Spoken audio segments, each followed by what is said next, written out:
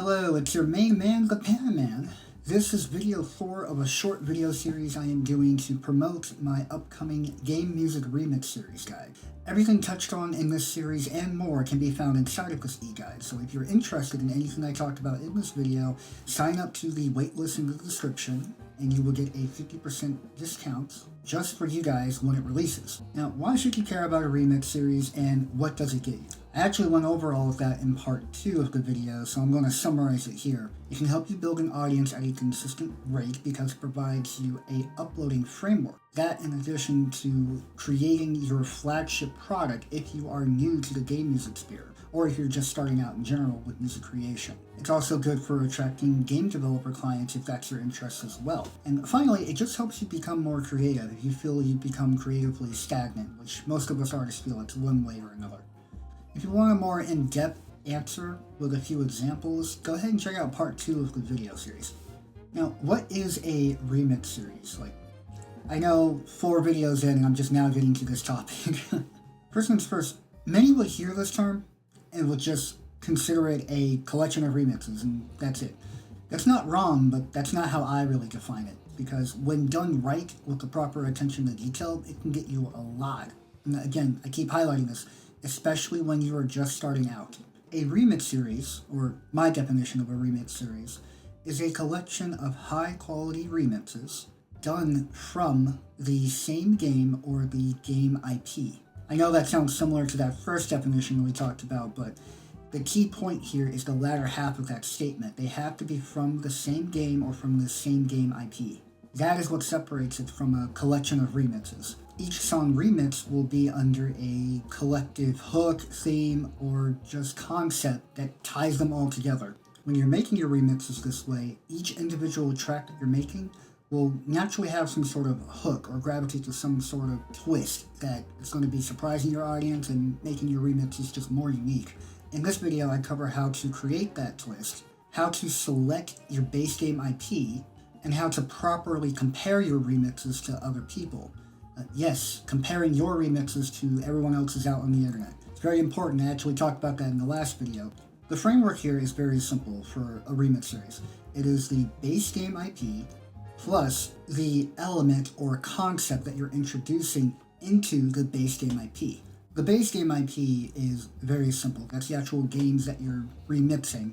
For example, for me, it was Mario Kart, and now it's Sonic.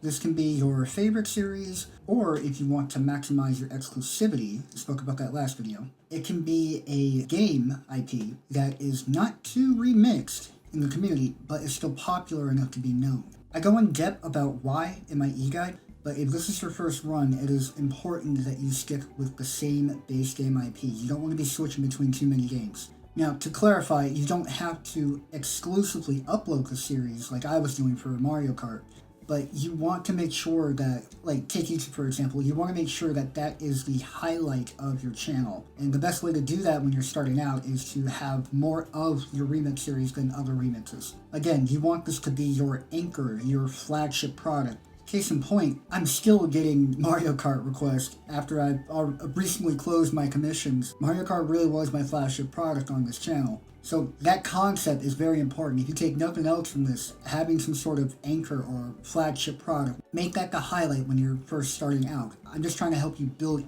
a flagship product as fast as possible, and I think Remix Series is a good way to do that.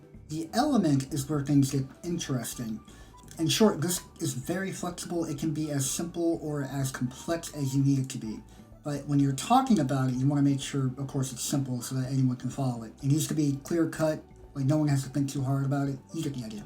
The best way to find your element is to take concepts from other games that are outside, this is important, outside of the base game IP. So a simple example that I use in my eGuide is Harvest Moon, or Story of Seasons for those of you that want to call it that. Harvest Moon features a day and night cycle, along with seasons and all that good stuff, as you already know. But I like the Legend of Zelda Breath of the Wild, or Tears of the Kingdom, whichever you want to use, how they have day and night versions of their town music. And specifically what I like is how the how the day music would slowly slow down and almost morph into the night music. I think that's really cool. That concept is something I would like to bring into Harvest Moon for their seasons, specifically Mineral Town, I think it was, with Friends. I really like their season music, and it'd be cool if they had like a daytime variant for like winter season, whatever. When it turns night, it goes into a nighttime variant. You can actually play with this more. You can introduce a afternoon variant that kind of morphs in between the three, or in between the two. Or you can take it even further, and depending on where you meet the love interest, there can be a day theme that plays for them, or there can be a night theme that plays for them, depending on what they're doing. Going back to our formula, I took a concept from Legend of Zelda and I introduced it to Harvest Moon, the base game IP. In regards to your element, it has to be something that members inside of that sphere, in this case Harvest Moon, are unfamiliar with, while still having a familiarity to attract them. And again, the best way to do that is to take something from another base game and introduce it into your IP. But you get the idea. And again, this is important because if they wanted to listen to the original, they would just listen to the original. How many times have I said that through the series? Once you have these two things, the base game IP and the element, you want to cross-reference them with what is already out there. We're talking about researching now. Now, I went in depth as to why researching was important in the last video, so check that out. But again, your only goal here is to cross-reference. You want to know specifically if your idea even exists.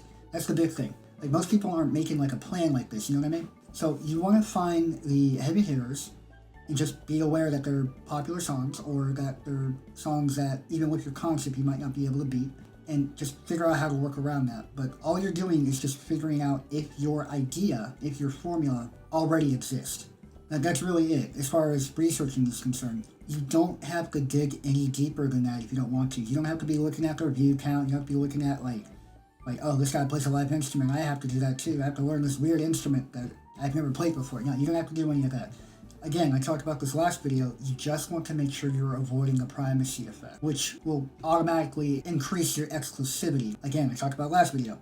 I know this is a short video, but that really is it. The formula is very, very simple. However, as with most business-related stuff, it comes from executing, not necessarily having the knowledge. Like, the framework is simple, but how well can you execute it?